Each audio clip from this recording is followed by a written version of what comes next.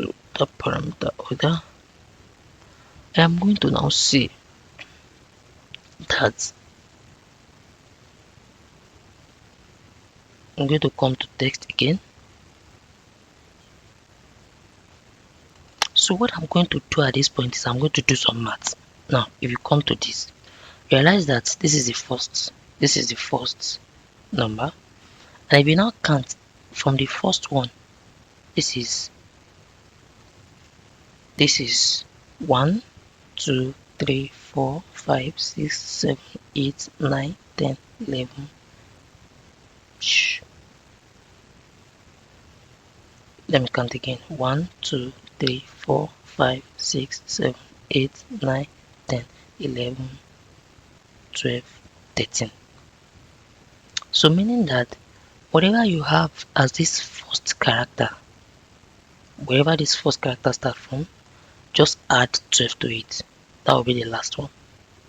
Do you get the point? Like, whatever you have, this is actually the first character, and we counted it together. We realized the fact that the last character fall at number 13.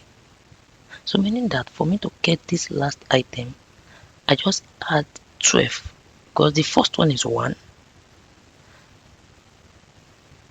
The first occurrence of 1 is like this one is 1.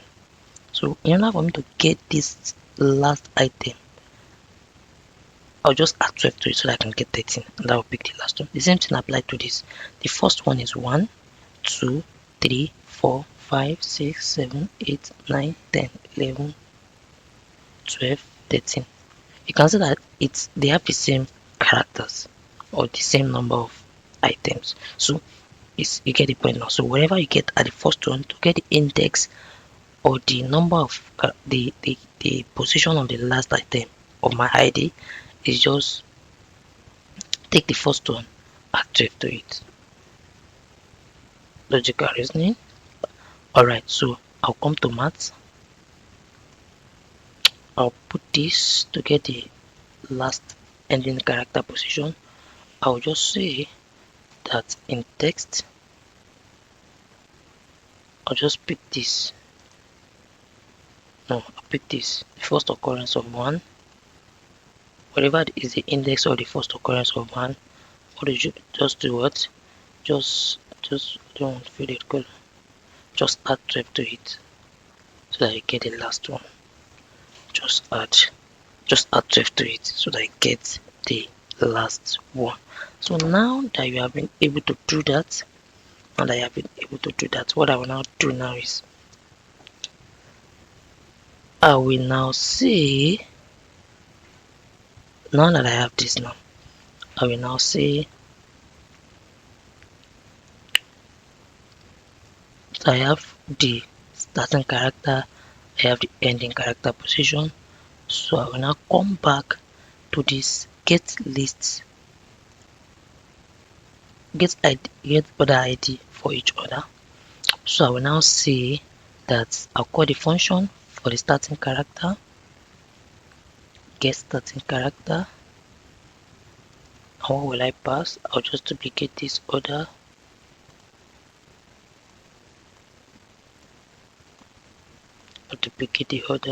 put it here.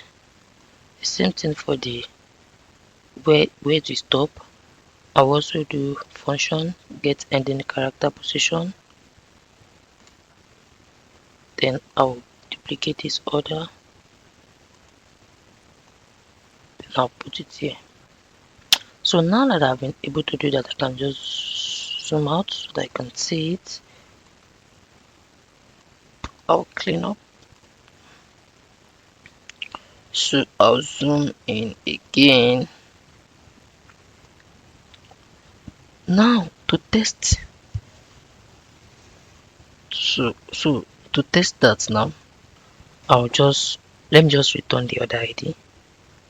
So I'll come to my variables, I'll come to my other ID, and I'll return it.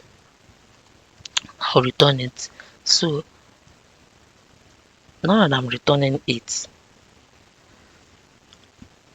now don't forget where I'm coming from. I'm actually coming from this.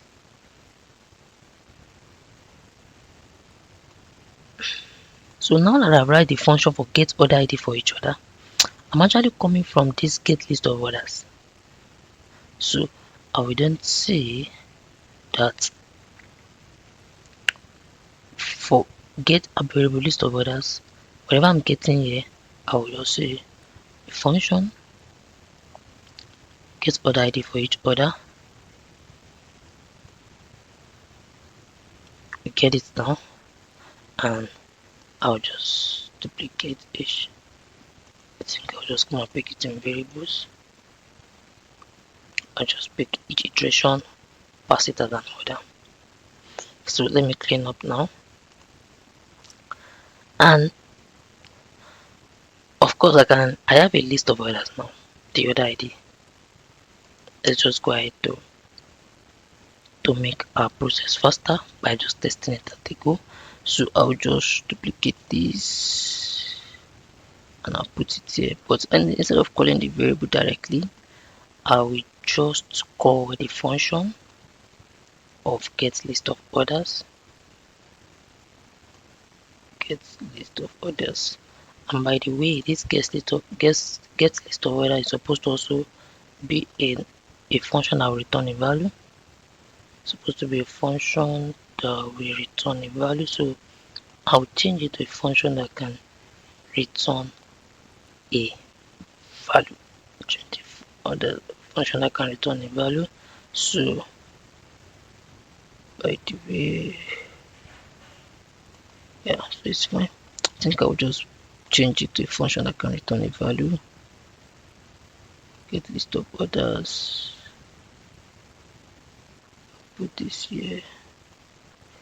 Don't worry, you can always clean up.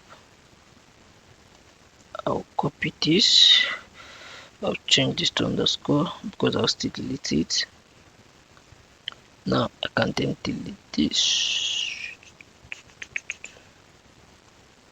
Yeah, so now that I have that, what I would then return is that list of orders. So I'll duplicate this.